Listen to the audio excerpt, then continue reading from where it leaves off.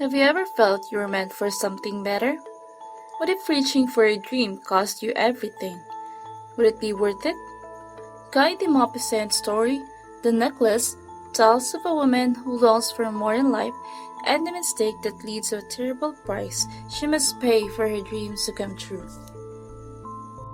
At the beginning of the story, we met Mathilde Loisel, a middle-class girl who desperately wishes she were wealthy. She got looks and charm, but had bad luck to be born into a family of clerks, who marry her to another clerk, Mr. Loisel, in the Department of Education.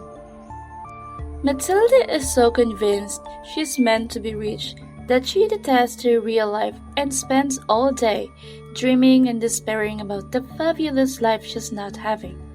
She inventions footmen, feasts, fancy furniture, and strings of rich young men to seduce. One day, Mr. Loisel comes home with an invitation to a fancy ball thrown by his boss, the Minister of Education. Mr. Loisel has gone a lot of trouble to get the invitation, but Mathilde's first reaction is to throw a fit. She doesn't have anything nice to wear and can't possibly go. How dare her husband be so insensitive? Mr. Loisel doesn't know what to do and offers to buy his wife a dress, so long as it's not too expensive. Mathilde asked for 400 francs, and he agrees. It's not too long before Mathilde throws another fit, though this time because she has no jewels. So Mr. Loisel suggests she should see her friend Madame Forster, a rich woman who can possibly lend her something. Mathilde goes to see Madame Forster, and she is in luck. Mathilde is able to borrow a gorgeous diamond necklace. With the necklace, she's sure to be a stunner. The night of the ball arrives, and Mathilde has her time of her life. Everyone loves her and thinks she's hot, and she's absolutely thrilled.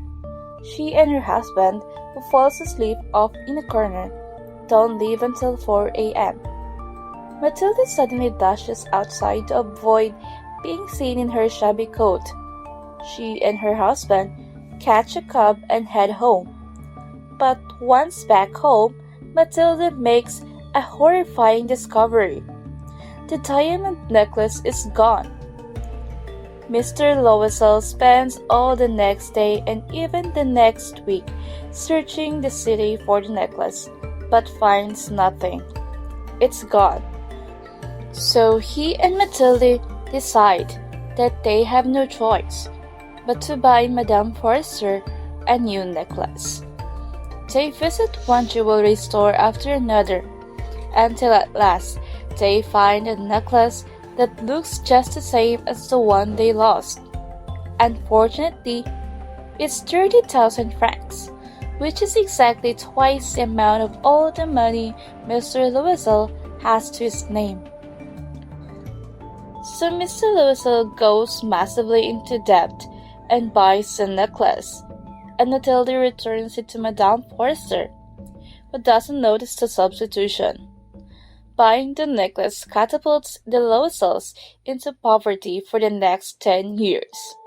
That's right, 10 years. They lost their house, their maid, their comfortable lifestyle, and on top of all of it, Mathilde loses her good looks. After 10 years, all the debts are finally paid. Mathilde is out for a jaunt on the Champs-Élysées.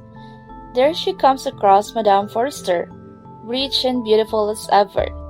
Now that all the debts are paid off, Mathilde decides she wants to finally tell Madame Forster the sad story of the necklace and her 10 years of poverty, and she does.